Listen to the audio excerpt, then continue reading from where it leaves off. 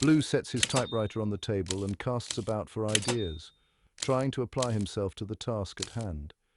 He thinks that perhaps a truthful account of the past week would include the various stories he has made up for himself concerning Black. With so little else to report, these excursions into the make-believe would at least give some flavor of what has happened. But Blue brings himself up short, realizing that they have nothing really to do with Black. "This isn't the story of my life, after all," he says.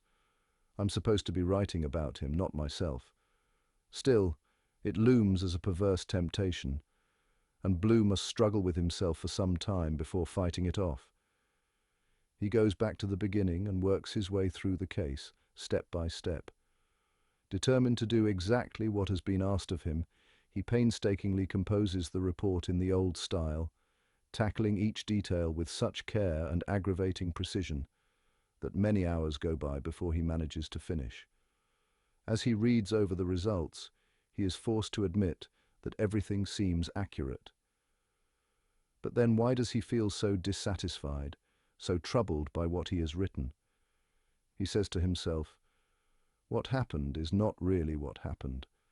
For the first time in his experience of writing reports, he discovers that words do not necessarily work, that it is possible for them to obscure the things they are trying to say. Blue looks around the room and fixes his attention on various objects one after the other. He sees the lamp and says to himself, lamp. He sees the bed and says to himself, bed. He sees the notebook and says to himself, notebook. It will not do to call the lamp a bed, he thinks, or the bed a lamp. No, these words fit snugly around the things they stand for, and the moment Blue speaks them, he feels a deep satisfaction, as though he has just proved the existence of the world.